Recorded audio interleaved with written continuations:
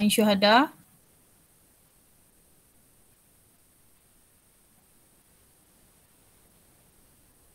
Ain syuhada. Tak ada.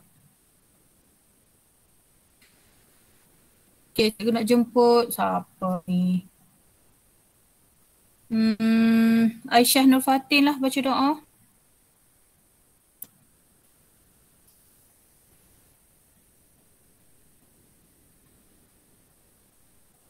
Aisyah? Tak ada juga. Nur Aina Syafiqah. Lama tak dengar suara Aina Syafiqah.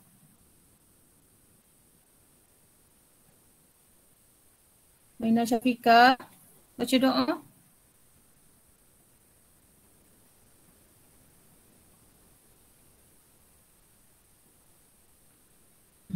Siapa nak baca doa? Tak ada orang nak baca doa ni. Buat apa dia gini ni? Cikgu, biar dia baca lah. Bismillahirrahmanirrahim. Allahumma aftar alaina hikmataka wa anshur alaina min khazaini rahmatika ya arhamar rahimin. Rabbi shrah li sadri wa yassir li amri wahlul 'uqdatam min lisani yafqahul qawli. Rabbi zidna ilma warzuqna fahma wa sallallahu ala sayyidina Muhammad wa ala alihi wa sahbihi wa sallam walhamdulillahi rabbil alamin. Amin. Okey, amin amin ya rabbal alamin. Apa ni cikgu panggil tak senyahuk ni? Tak baik tau dah buat macam tu sebenarnya.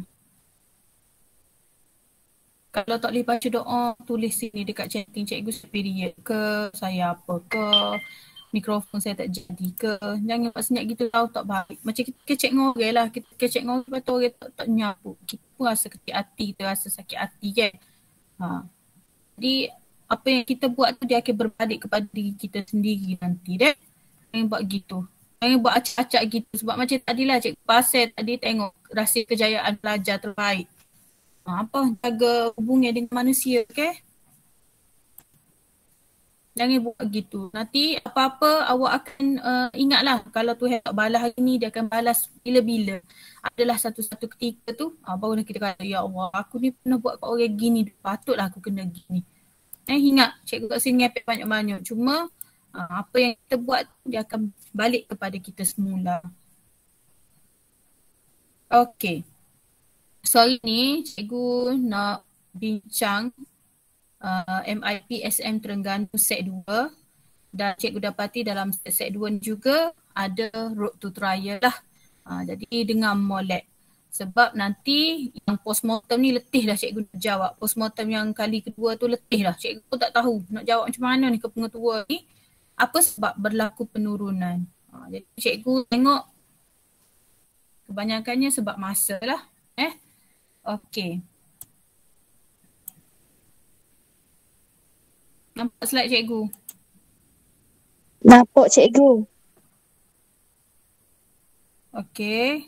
So, cikgu dah hantar dia punya link untuk class point tu. Awak tekan je link tu and then awak tulis kod lah 68101 deh. Okey, so kita terus pergi kepada MIP SM Terengganu set 2. Okey, soalan pertama. Jadi untuk MIP SM yang set 2 ni, cikgu ambil inisiatif lah. Cikgu letakkan buku teks tingkatan berapa, muka surat berapa untuk awak buat ulang kaji. Dan insyaAllah bila kita bersemuka nanti, kita akan go through banyaklah latihan-latihan secara pukal. Okey, so kita pergi yang pertama, Rajah 1.1 menunjukkan keratan rentas lamina daun. Okey, lamina ni, ni panggil lamina lah ni. Keratan rentas, iaitu kita buat keratan rentas kepada sehelai daun. Berdasarkan Rajah 1.1. Sokmo-sokmo bila baca soalan especially kepada Zatil sokmo ni atau bolah sini. Kena baca soalan berdasarkan rajah. Maknanya kalau nak jawab kena berdasarkan rajah. Namakan X dan Y.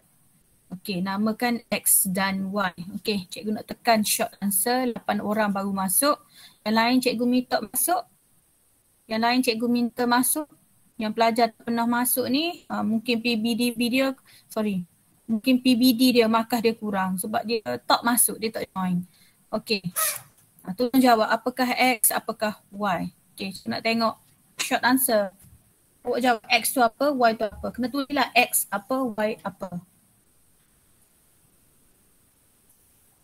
Baru 10 orang cikgu tengok. Join dia, tolong. Cikgu bila cikgu dah siap, nama-nama ni kekal dalam slide tu. Jadi cikgu boleh tengok ni pelajar ni tak pernah join ni.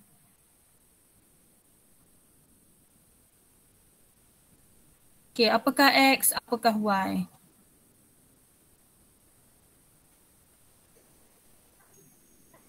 $15 baru. Cikgu boleh tengok dah siapa join, siapa tak join. Ni dia tak melibatkan apps pun. Awak tekan je dia terus masuk. Cikgu nak masuk benda ni cikgu bayar 100 lebih tahu tak? Naknya cikgu awak ni pelbagai cara dia belajar. Tak sibuk awak boring. 100 lebih dah beli dia punya ni. Class point ni. Bukan masuk free ni.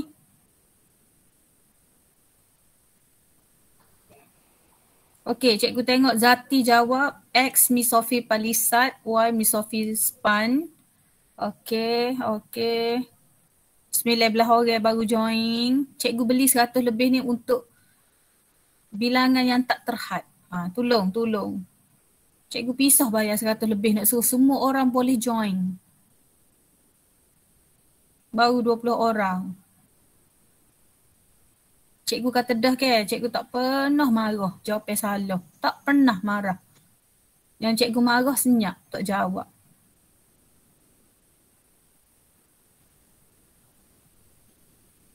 Okay, baru 21 orang. Cikgu, class point dia tak nak load cikgu. Tak nak apa? Tak load. Dia macam tekan awak guna ni ke? Tab ke? iPad ke? Tak guna laptop ni cikgu. Dia tak load.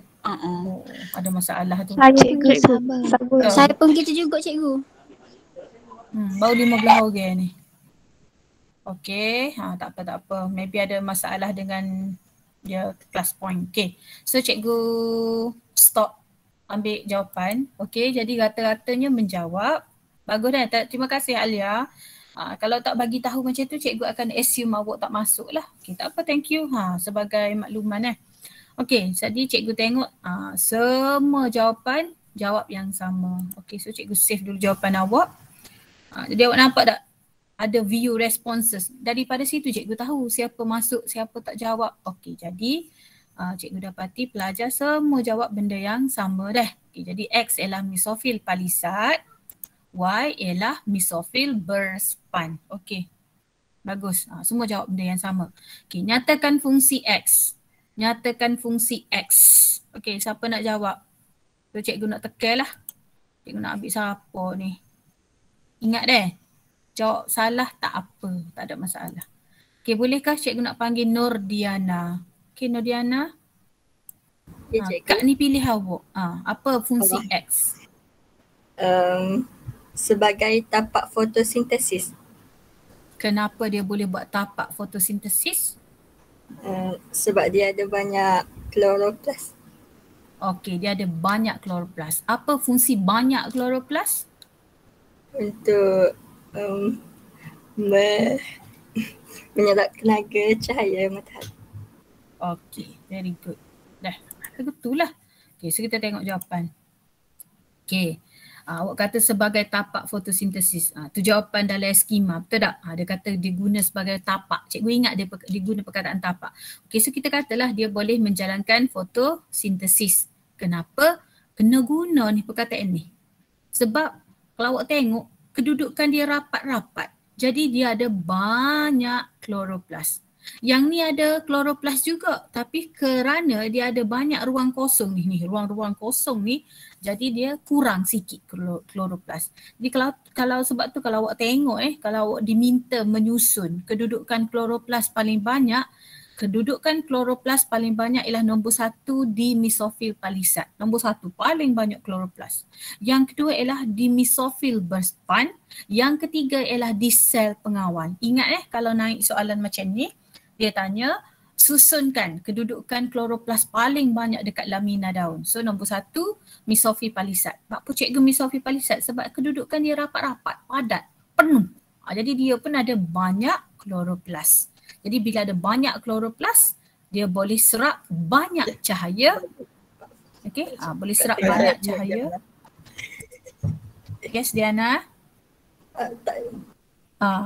Okey, boleh serap banyak cahaya, so dia boleh buat banyak fotosintesis. Awak perasan tak cikgu ulang banyak. Once awak guna banyak, awak kena ulang. Saya makan banyak nasi. Bila saya makan banyak nasi, saya pun kenyai lama lah. Lama tu maknanya banyak lah, lama awak kenyai.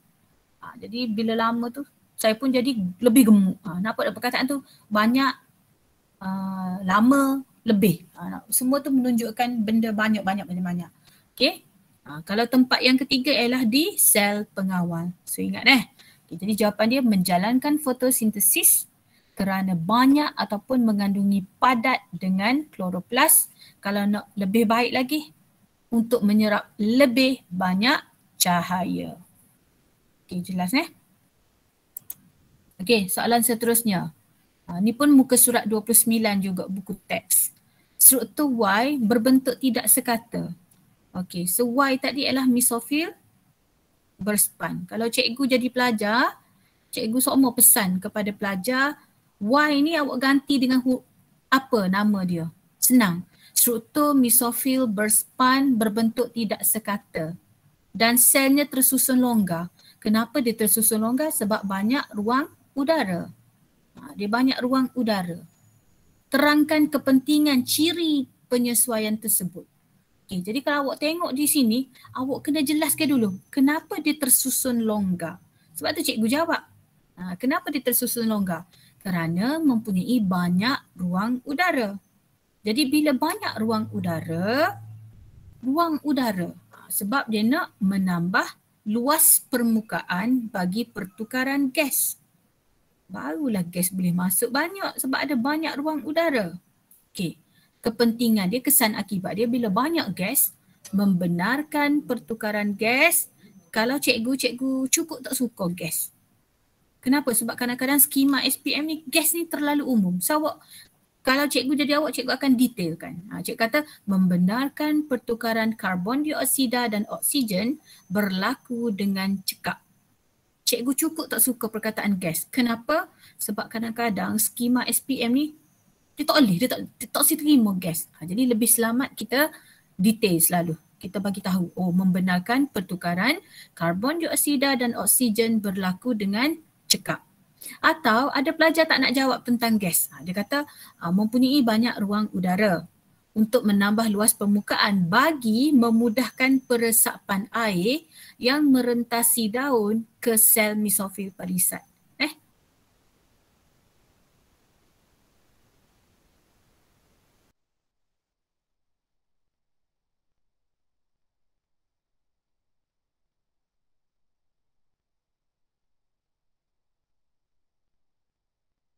Bahan utama untuk buat fotosintesis ke. Jadi sebab tu dia nak ruang kosong-kosong tu sebab gas nak masuk. Gas apa? Gas karbon dioksida.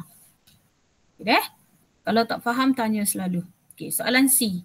Nyatakan satu ciri pada struktur W. Siapa boleh tolong cikgu? Cikgu malah nak undur balik. Apa W tu? Kutikel, cikgu. Okay, kutikel. Thank you. Okay, nyatakan satu ciri pada struktur W yang membantu menghalang kehilangan air berlebihan dari daun. Maknanya dia tanya, kutikel ni ada ciri apa yang menghalang kehilangan air berlebihan? Yang menghalang air keluar daripada daun. So, jawapan dia, kutikel tu, terus dia jawab sebab dia kata nyata. Dia tak payah terang ni. Awak kena pandai. Kalau tengok perkataan nyata tu, dia nak suruh nyata je. Terus dia jawab nyata terus. Okay. So, dia ada lapisan berlilin. Jangan jawab berlilin saja. Berlilin yang macam mana? Kalis air. Okay, skema tu hanya sebagai guidance awak saja. Cikgu bantu awak dengan beri cara nak jawab yang betul untuk SPM. Jawapan ni semua orang boleh buat, rujuk buku teks. Tapi cikgu bantu awak, guide awak macam mana nak suruh awak jawab sama dengan skema SPM yang awak dapat markah. So kalau awak jawab lapisan berlilin saja, dia tak detail lagi. Lilin tu lagu mana sifat dia? Kalis air. Okay, okay, so habis soalan 1. Okay, kita pergi kepada soalan 2. Rajah 2 menunjukkan struktur 2 jenis asid lemak. Awak pun dah belajar benda ni dalam kimia, molekul M dan N. Okey, cikgu nak tekan short answer sekali lagi. Kenal pasti molekul M dan N. So what is M, what is N? Okey, short answer sekali lagi.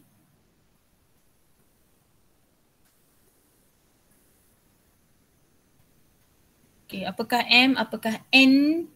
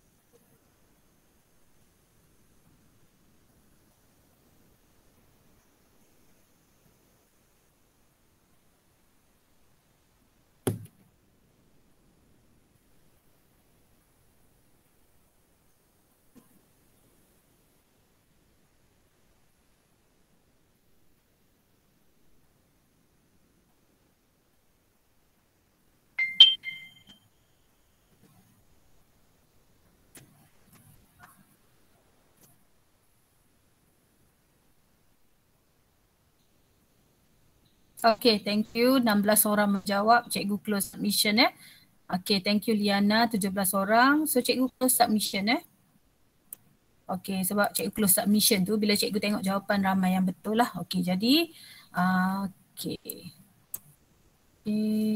Nampak bila cikgu tekan view respond, dia keluar nama dengan jawapan. Jadi daripada situlah cikgu tahu siapa yang menjawab, siapa yang tidak, siapa yang aktif. Sebenarnya semua ni yang awak buat ni semua cikgu save sebab cikgu nak beri markah PBD awak. Okay, so kita tengok jawapan. Jadi M ialah lemak tepu, N ialah lemak tak tepu. Okey, macam mana awak tahu dia tu lemak tepu? Ialah nyatakan 2 sifat molekul M. 2 sifat molekul M. Okey, so cikgu pergi kepada lemak tepu. Macam mana kita tahu dia ni lemak tepu? Yang pertama, awak tengok lemak tepu, tepu ni maksud dia penuh. Contoh, bola buat kelas bayunya tepu dah hari ni. Katakan contoh pagi bayu, tengah hari bayu, malam bayu. Bola tepu dah nak belajar bayu, nak belajar Melayu pula. Okay. Tepu-tepu ni maksud dia penuh. Okay. Jadi macam mana kita nak tahu dia ni penuh? Kerana mempunyai ikatan tunggal antara karbon. Ataupun senang cakap, tiada ikatan ganda dua. So you tengok, mana ada ikatan ganda dua, awak cek. Semua tunggal, satu.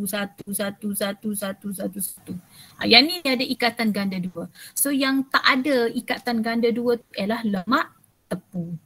Jelas Tak ada, semua so belakang. So belakang. Okay, yang kedua, lemak tepu ni dia berbentuk pepejal pada suhu bilik. Contoh macam ni. Ni, yang putih-putih ni pada daging. Itulah lemak haiwan. Lemak daging yang awak tengok masa musim raya haji tu, orang potong-potong lemak tu goreng. Orang yang suka makan lemak daging dia suka lah.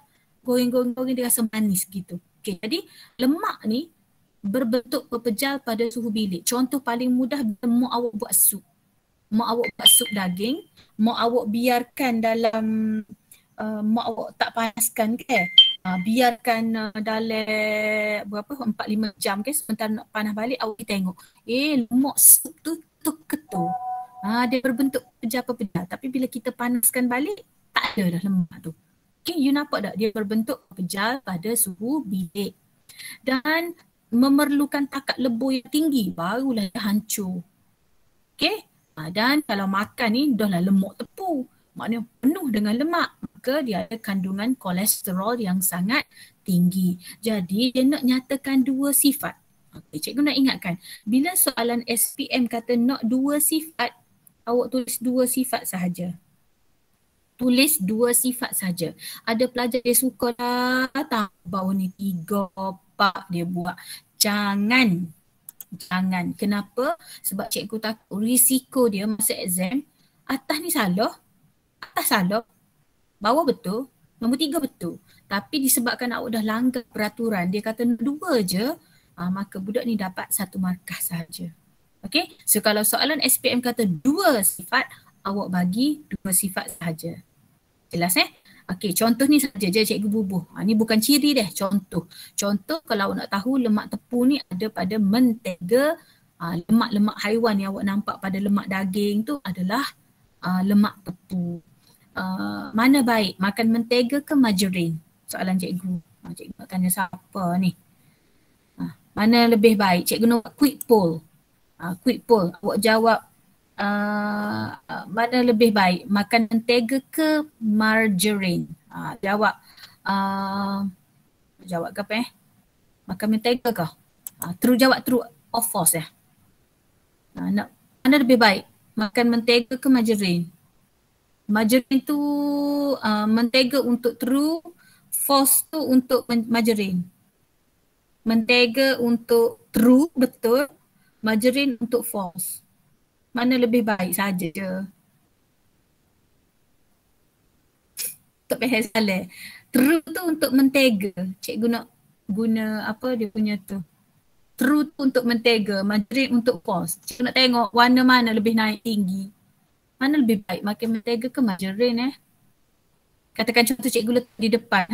Ambil mentega dengan margarin, mana lebih baik? Okay, so cikgu close submission Okay. Kan cikgu dah bagi tahu tadi kan, mentega ni lebih mempunyai lemak tepu. So mana lebih baik, makan mentega ke margarin? Makan margarin lah kak. So kalau awak nak buat apa-apa, margarin lah lebih baik. Tapi awak kata margarin tu tak sedap lah bila buat ni. Okay, Okay, kita pergi soalan seterusnya. Masih lagi soalan 2. Pengambilan makanan yang mengandungi terlalu banyak molekul M. Itu ialah lemak tepu. Okay, terlalu banyak ambil lemak tepu didapati menyebabkan kesan yang memudaratkan kesihatan seperti serangan jantung. Cikgu nak ingatkan sekali lagi, especially 5 ilham sakit jantung tak ada. Sakit jantung tak ada Jadi kalau awak nak bercakap dengan orang, jangan sebutlah sakit jantung. Sakit jantung nanti dia terikut-ikut bila kita nak jawab dalam soalan exam. Serangan jantung ada. Sakit jantung tak ada. Ingat macam tu. Istilah sakit jantung tak ada. Okey. Terangkan bagaimana molekul, cikgu tukar selalu. Terangkan bagaimana lemak tepu boleh menyebabkan keadaan seperti di atas. Okay, cikgu nak dengar jawapan siapa. Okay, cikgu nak pick your name. Okay, cikgu ni suka pink. Cikgu suka pink peach. So cikgu kata pink peach juga. Aisyah Zahra.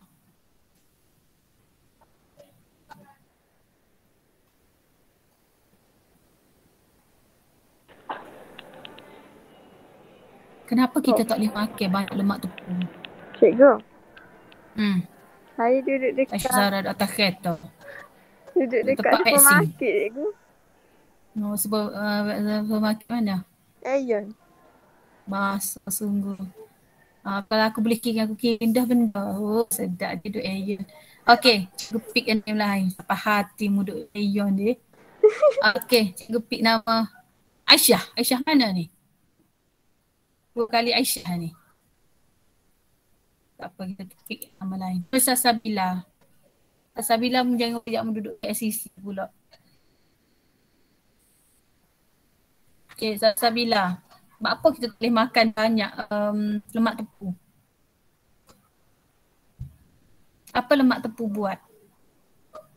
Sasa, Pujenegoro. Sasa, tak tahu gimana. Insyirah.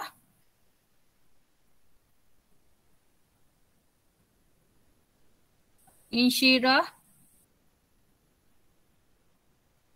Gimana berlaku Damia Hafina. Sebab nanti ada penumpukan plak cikgu. Lemak yang kita makan tu dia pengumpulan plak. Okey, lepas tu bila pengumpulan plak tu kau banyak, jadi apa? Dia akan mengeras, lepas tu dia akan tersumbat. Oh, dia mengeras, lepas tu dia tersumbat. Okey, bagus. Okey, so kita tengok jawapan Okey, jadi kalau awak makan lemak tepu, lama-lama dia akan terbentuk dulu. Terbentuk sikit, nampak? Sikit dulu terbentuk. Kemudian dia akan terenap. Kena guna perkataan ni, pembentukan dulu, lepas tu dia akan terenap. Enap ni maksudnya dia, terenap ni apa ya? Macam kalau kita buat benda tu dia macam melekat. Melekat. Okey, jadi dia pembentukan dan pengenapan pelak. Dari mana pelak tu cikgu? Datang daripada lipid, lemak tepu tadi. Okey. Di mana dia terenap? Kita kena jawab molek hak ni. Hak ni memang lembaga nak tengok jawab macam ni. Di bahagian mana? Dalam apa? Dinding arteri. Okey, sekejap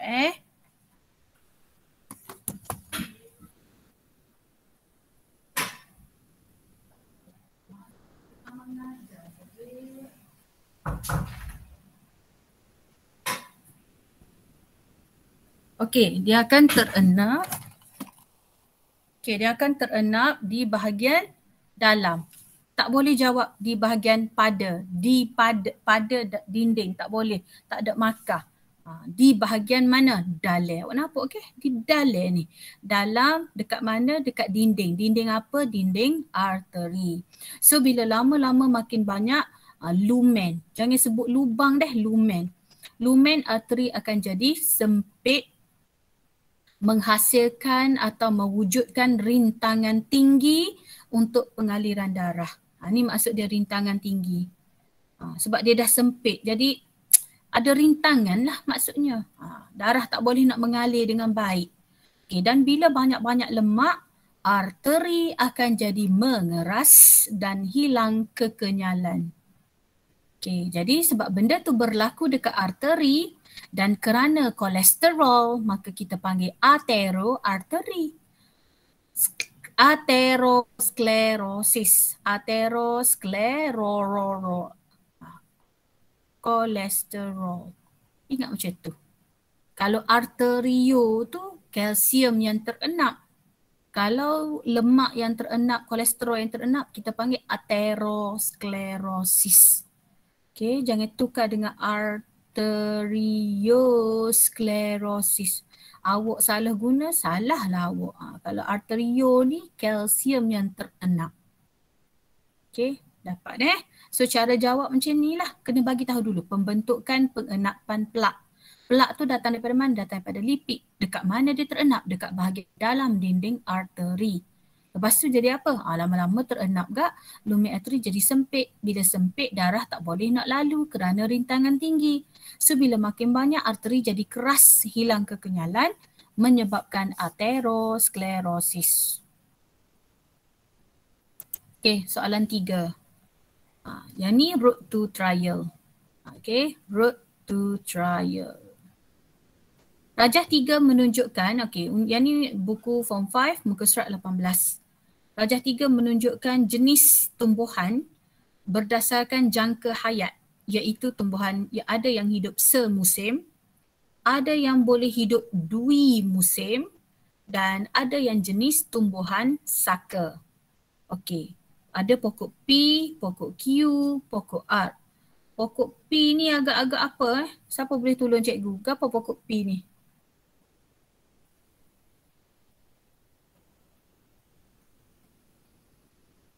Senyap juga.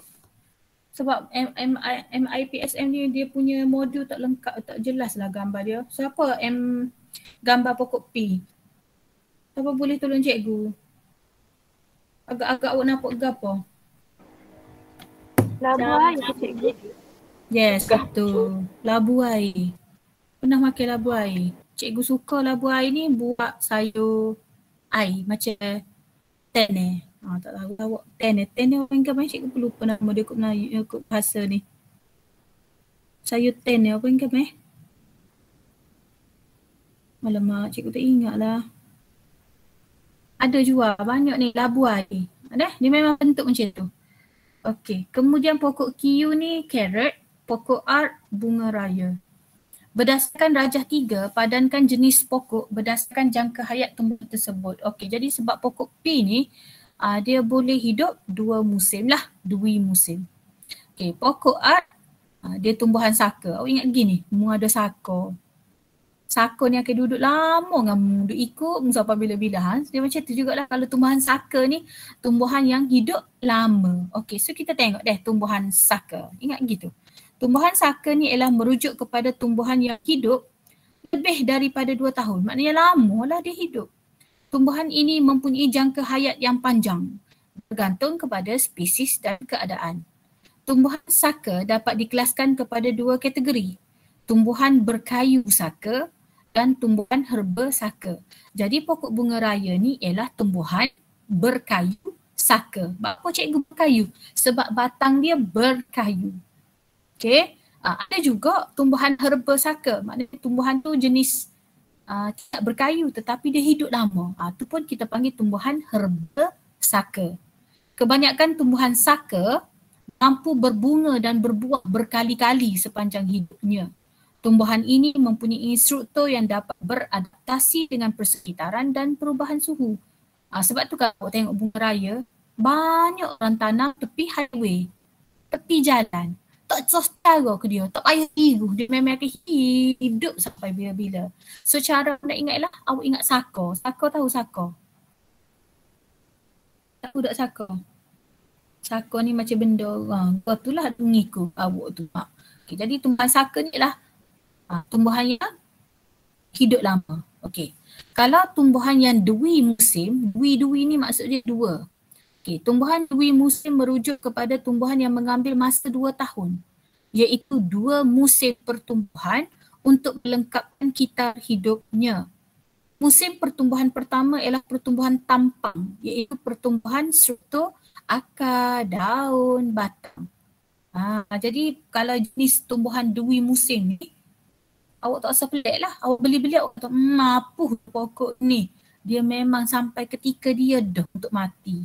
Sebab apa? Sebab dia memang jenis tumbuhan dui musim. Dia boleh hidup 2 musim je. Paling kurang 2 tahun.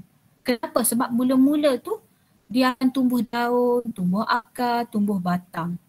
Kemudian dia akan masuk pertumbuhan kedua iaitu pembiakan. Jadi lepas dia membiak apa semua dia mati lah. Okey? Jadi setelah mengalami pertumbuhan tampang, proses pertumbuhan akan berhenti seketika pada musim sejuk. Apabila memasuki musim bunga dan musim panas, pertumbuhan kedua diteruskan sebagai persediaan untuk membiak. Tumbuhan akan berbunga, menghasilkan buah serta biji benih.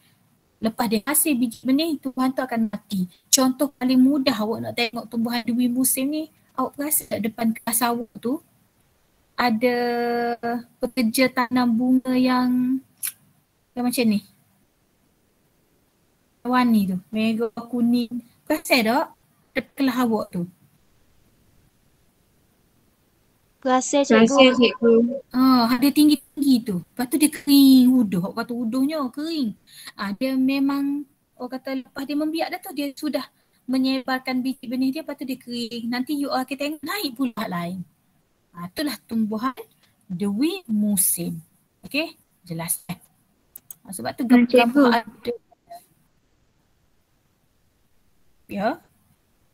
Cikgu, labu dengan labu air lain ke jangka hayat dia? Labu dengan labu, sama. Sebab dalam buku sama. teks dia buat labu tu tumbuhan semusim. Labu tumbuhan semusim, labu air, labu. Sekejap cikgu tengok. Cikgu rasa macam sama. Tak apa, kita check.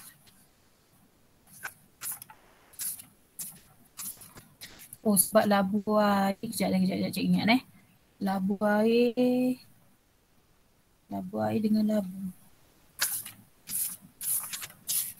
Muka surat apa kak? 18 deh. 17.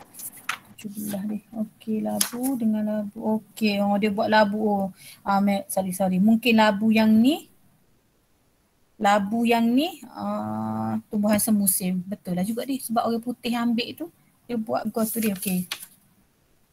Kalau labu air, mungkinlah kak, mungkin tumbuhan dui musim labu air dah.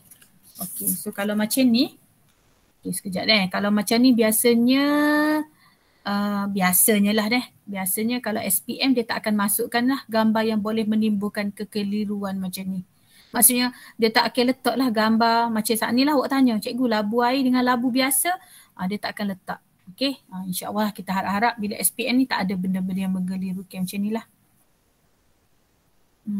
Okey, kita pergi soalan seterusnya. Terangkan maksud saka. Awak jangan pula guna yang cikgu kata tadi, tumbuhan saka ni gini dah. Awak pergi secara, kata apa, secara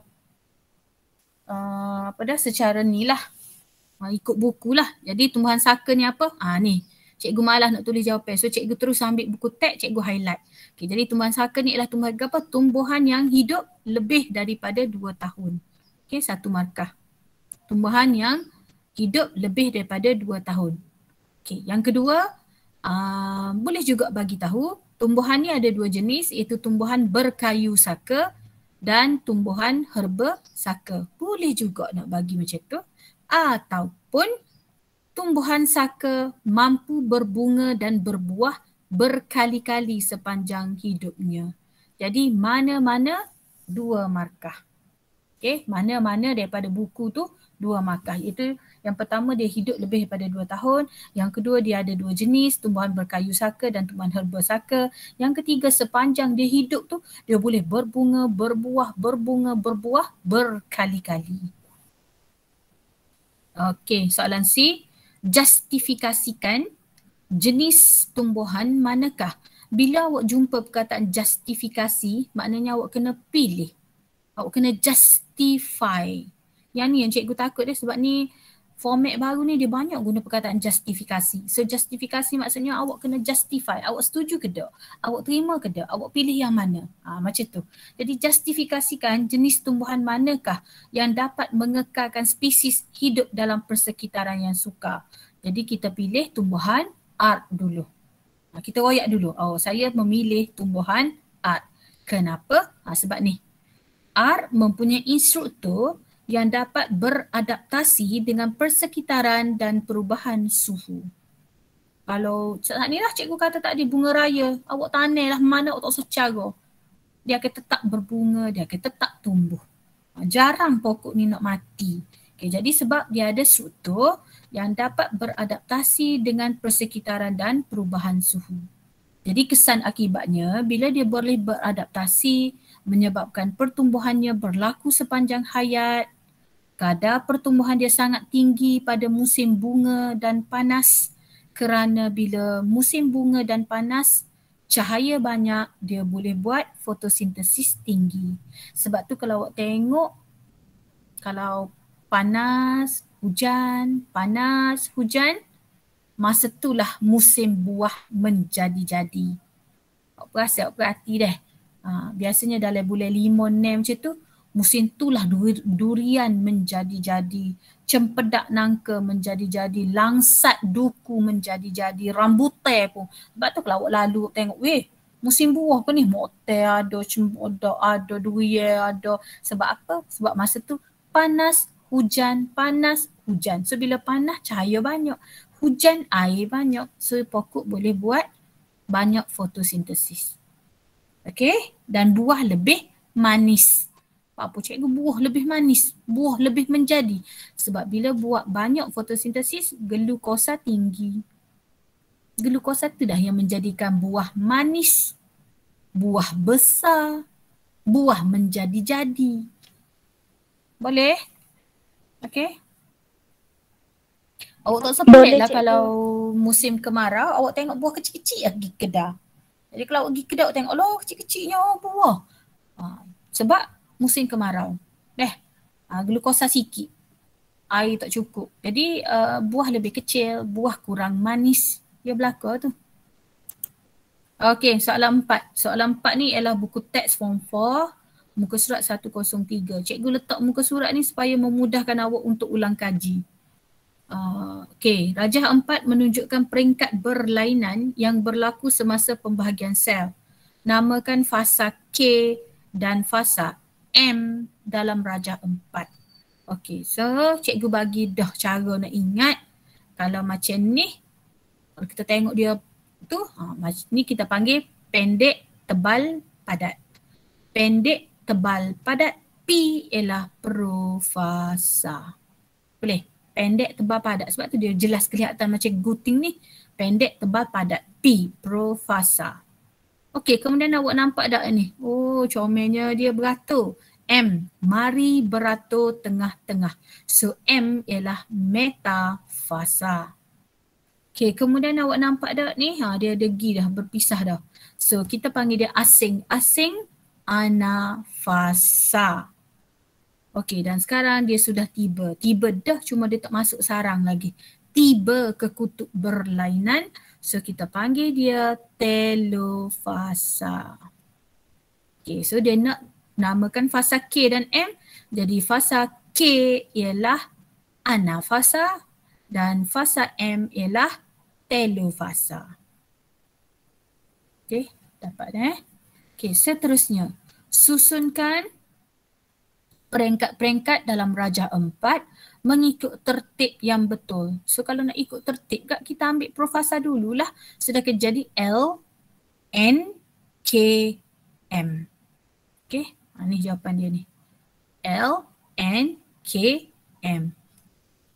Lepas tu ada pelajar kata cikgu saya tukar lagi ni. Ni mitosis ke meiosis? Ingat kalau mitosis. Okay, kalau mitosis, dia bentuk kromosom je. Okay. Kalau kromosom homolog dia makan macam ni. Ni kromosom homolog ni mesti mitosis. Ni sebab dia mitosis. Okay dah. Seterusnya, C. C ni ialah muka surat 108. Fauzi telah didiagnosis mengidap satu penyakit di mana berlakunya pembentukan sejenis ketumbuhan atau tumor pada bahagian usus besarnya. Dia bukan ada ketumbuhan saja, dia ada ketumbuhan yang dipanggil tumor.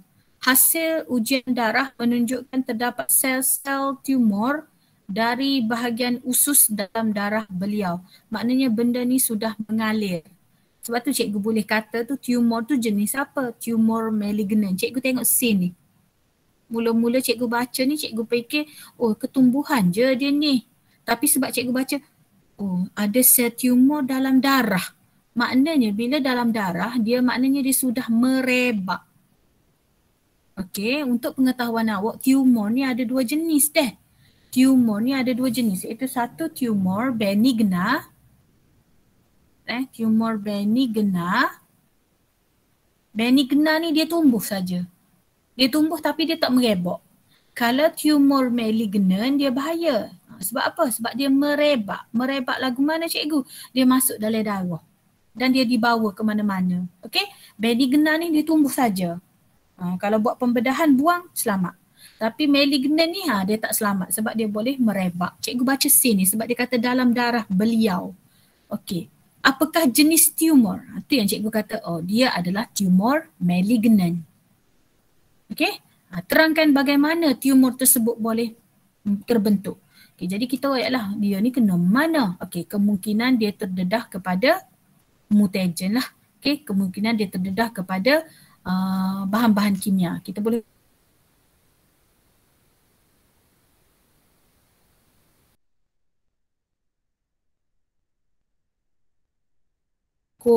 ataupun mungkin kerana faktor genetik dalam bakteria dan virus. Okey, jadi kesan akibatnya ialah dia akan memusnahkan gen. Dia akan memusnahkan gen yang mengawal mitosis. Dia musnahkan gen yang mengawal mitosis.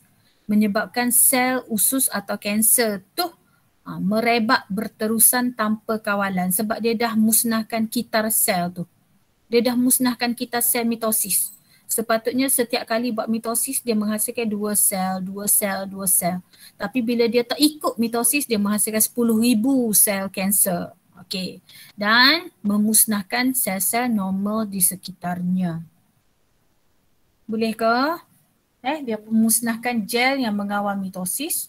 Bila dia musnah gen yang mengawal mitosis, dia akan membahagi tak ikut kitar sel. Lepas tu bila dia dah membahagi tak ikut kitar sel, dia akan musnahkan sel-sel normal di sekitar dia. Okey, soalan 2. Berdasarkan pengetahuan anda, cadangkan kaedah rawatan yang boleh dijalani oleh Encik Fauzi. So kita ada dua kaedah rawatan lah, sama ada dia menjalani kaedah radioterapi atau kemoterapi. Radioterapi ni maksudnya dia guna radioaktif. Okay. Kalau kemoterapi ni maksudnya dia guna bahan kimia iaitu ubat-ubatan. Macam yang Eliana penyanyi tu deh. Lepas dia menjalani kemoterapi dia mutuh-mutuh. Dia diberi ubat lah. Tapi kalau radioterapi ni dia kena telan radioaktif. Dia kena telan bahan radioaktif. Dan biasanya yang menjalani radioterapi ni dia kena kurung. Dia ada bilik dekat hospital tu, dia tak boleh jumpa dengan orang, dia tak boleh dilawati sebab dia ada bahan radioaktif dalam badan dia. Sebab kalau awak mari dekat, awak akan kena sinaran tu. Okay, awak akan kena kesan tu. Sebab dia telan radioaktif. Jadi dia ada bilik yang berlapis-lapis lah, dia kena duduk sorang. Guna tandas yang tak berkait dengan orang lain. Okay dah. Okay, cikgu pergi sikit lagi soalan 5. Soalan 5 ni pun road to trial juga. So take note lah bila cikgu sebut road to trial. Okay, jadi soalan ni ada dalam muka surat 68 buku teks. Rajah 5.1 menunjukkan spesies tumbuhan yang mempunyai jenis nutrisi berlainan. Jenis nutrisi berlainan. So ini ialah tumbuhan Rafflesia. Rafflesia yang ni ialah periuk kera. Okay, periuk kera. Jadi kita ada dua jenis periuk kera dengan perangkap lalat Venus, dua-duanya adalah jenis tumbuhan karnivor. Okay, jadi namakan jenis nutrisi. Dia bukan suruh namakan tumbuhan tu. Namakan jenis nutrisi, maka plan X ialah tumbuhan parasit sebab dia Rafflesia. Y ialah karnivor. Okay, jelas Okay, seterusnya. Nyatakan dua perbezaan antara nutrisi bagi tumbuhan X dengan Y. Okay, jadi kalau awak tengok X dengan Y, X ni adalah parasit tadi. Dan dia tak ada ija-ija pun, maka dia tidak menjalankan fotosintesis. Jadi bila dia tidak menjalankan fotosintesis, macam mana dia nak makan? Dia menyerap nutrien daripada perumah kerana dia ada akar yang jahat. Nama apa yang akar dia? Cikgu pun lupa. Apa nama akar dia?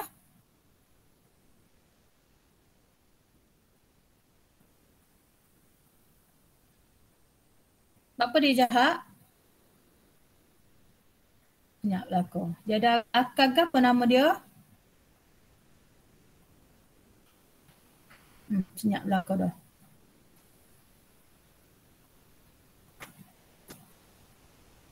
Tutup lagi. Okey, dia ada akar yang jahat, nama dia Haustorium. Haustorium. Okey, akar dia jahat. Akan inilah yang akan menyerap nutrien daripada perumah tumbuhan lain. Haustorium. Okey, tumbuhan Y, awak nampak dia warna hijau, so dia boleh menjalankan fotosintesis. Okay, jadi bila dia menjalankan fotosintesis, pada masa sama dia dapat memerangkap haiwan apa semua tu, dia menyerap nutrien daripada mangsa atau serangga yang telah dicernakan. Maknanya dia boleh buat dua. Dia boleh buat boleh buat fotosintesis, pada masa sama kalau ada haiwan yang terperangkap, dia boleh serap nutrien daripada mangsa. Okey, soalan B. Rajah 5.2 menunjukkan sejenis pokok orkid yang ditanam oleh Puan Ani di satu sudut dalam rumahnya. So kalau tengok ni, berdekatan dengan tingkap.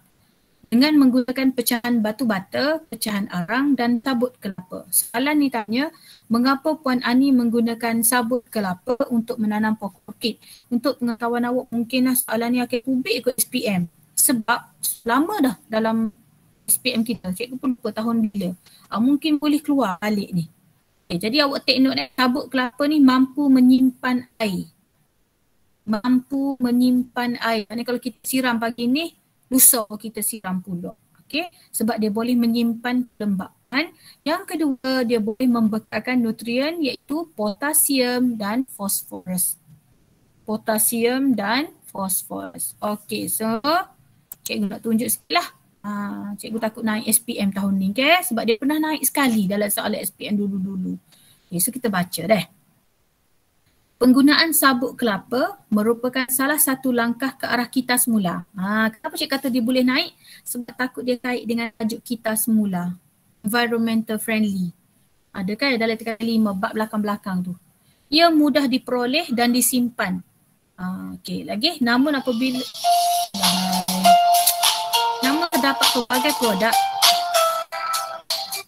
namun terdapat pelbagai produk yang menjual sabut kelapa secara komersial, sama ada untuk penggunaan komersial atau domestik. Sebelum menggunakan sabut kelapa yang dibuat sendiri, basuh atau rendam untuk beberapa ketika untuk membuang garam pada sabut tersebut.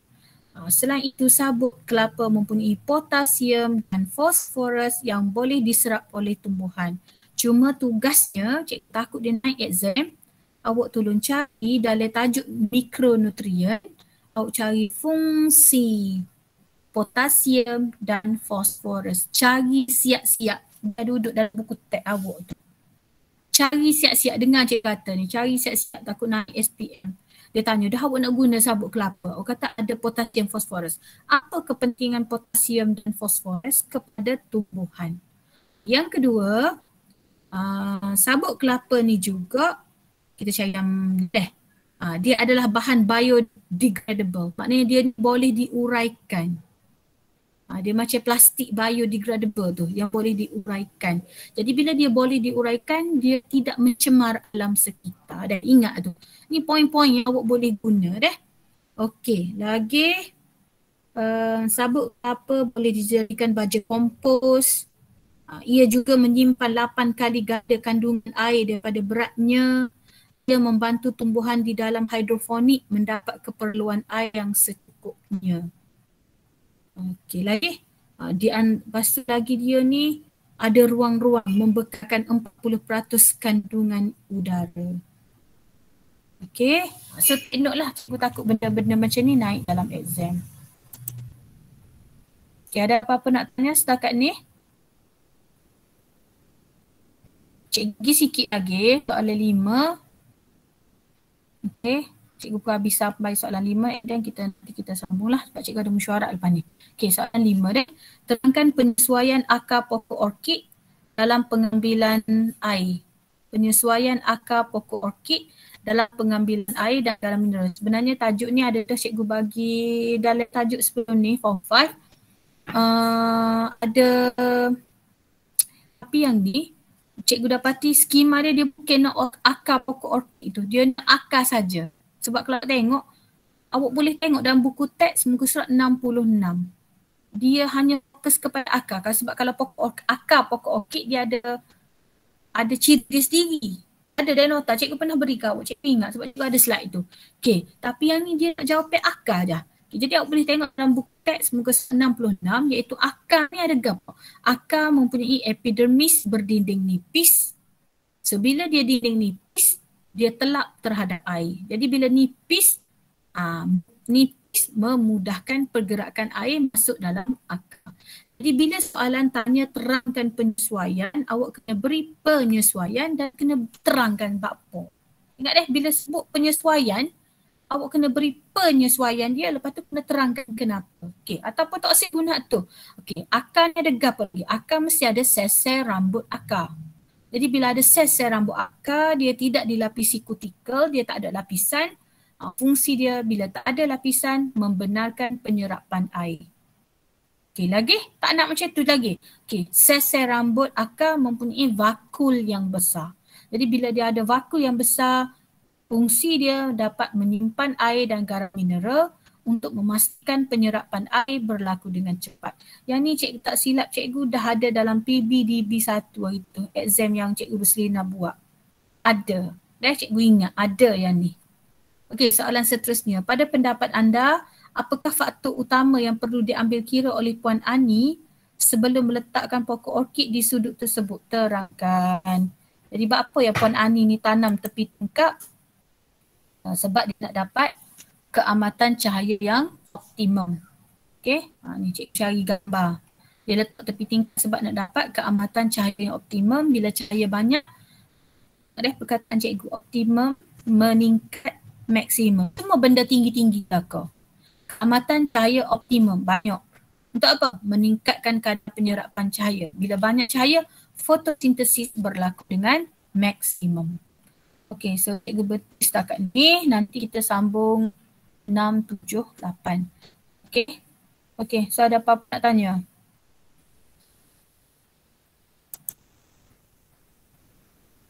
Tak ada cikgu. Jadi slide ni, ya, ada apa nak tanya? Macam masa cikgu ajar tadi kan kebanyakannya cikgu point yang setiap kataan tu macam penting je, tapi kalau kita tertinggal satu dua tu memang boleh salah lah kiranya. Dia tertinggal dia tengok juga. Tertinggal macam mana? Tertinggal contoh macam mana? Kalau dia merupakan istilah, tak boleh tertinggal. Lepas tu kalau jenis banyak tu memang nak kena ulang. Kalau sedikit. Misalnya macam masa kat soalan 2 tu kan cikgu terangkan yang macam pembentukan dan pengenapan plug kan. Lepas tu kalau kita tinggal pengenapan tu, kita cuma tulis pembentukan tu, salah ke cikgu? Salah, sebab apa? Antara pembentukan dan pengenapan tu lebih penting. Kalau katakan awak tertinggal pembentukan, awak kata pengenapan lipid berlaku. Betul. Sebab apa betul? Sebab sebelum dia terenak, mesti dia ada terbentuk dulu. Betul tak? Tapi kalau awak kata pembentukan saja, dia tak terenak, tak ada masalah. Nampak? Jadi lebih baik kita hafal belakang lah. Tapi kalau tak teringat tu macam mana dia? Okey, so kalau tak ada apa-apa, cikgu stop dulu lah sebab cikgu 3 kali dah dapat panggilan sama ni. Okey deh? Okey, Assalamualaikum. Slide cikgu beri selepas habis semua topik ni.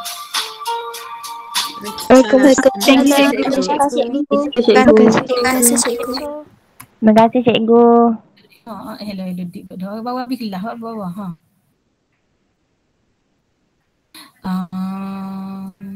Tu